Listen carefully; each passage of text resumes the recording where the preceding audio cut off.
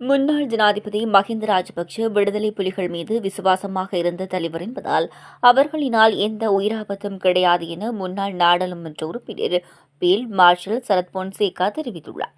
முன்னாள் ஜனாதிபதி மஹிந்தவின் பாதுகாப்பை குறைத்தமை தொடர்பில் கழனி நுங்கம்கொடவில் உள்ள தனது கட்சி அலுவலகத்தில் கருத்து தெரிவிக்கையில் அவர் இதனை குறிப்பிட்டுள்ளார்.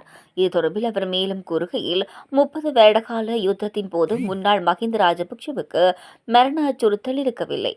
2005ஆம் ஆண்டு தேர்தலில் மஹிந்த ராஜபக்சவின் தேர்தல் விஞ்ஞாபனத்தில் விடுதலை புலிகளின் தலைவர் பிரபாகரனை சந்தித்து சமாதானம் பேசி இந்த நாட்டில் சமாதானத்தை ஏற்படுத்துவதாக குறிப்பிடப்பட்டிருந்தது. தான் போரை ஏற்கவில்லை, போரினால் விடை காண முடியாது என்பது மஹிந்தவின் சிந்தனை. மஹிந்த ராஜபக்ஷ விடுதலை புலிகள் மீது விசுவாசமாக இருந்த ஒரு தலைவர், பயங்கரவாதிகளின் இலக்காக இருந்த தலைவர் அல்ல. போர் முடிவடைவதற்கு 3 மாதங்கள் இருந்தபோது பிப்ரவரி 1 வரை போர் நிறுத்தம் வழங்கப்பட்டது. நாங்கள் அதனை வேண்டாம் என்றோம். வெற்றியை கண்ணு கட்டிய நிலையில் மஹிந்த போர் நிறுத்தத்துக்கு அழைப்பு விடுத்தார். போர் நிறுத்தம் வழங்கப்படாவிட்டால் 3 நாட்களில் போரை முடிவுக்கு கொண்டு வந்திருப்போம். போர் நிறுத்தத்தின் போது எமது ராணுவம் படை முகாமில் இருந்தபோது புலிகள் நமது ராணுவத்தை தாக்கினர்.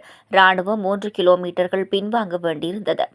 மஹிந்தவின் அரசால் அங்கீகரிக்கப்பட்டிருக்க கூடாத இந்த போர் நிறுத்தம் விடுதலை புலிகளின் தலைவருக்கும் ஏனைய தலைவர்களுக்கும் தப்பிக்க கொடுக்கப்பட்டது. பிரபுவாக இருந்தாலும் அவருக்கு 30 காவல்துறை அதிகாரிகளின் பாதுகாப்பு போதுமென்று நினைக்கின்றேன். முன்னாள் ஜனாதிபதி மஹிந்த ராஜபக்சவை கொல்ல விடுதலை புலிகள் ஆளில்லா விமான தொழில்நுட்பத்தை பயன்படுத்த மாட்டார்கள் என்றார்.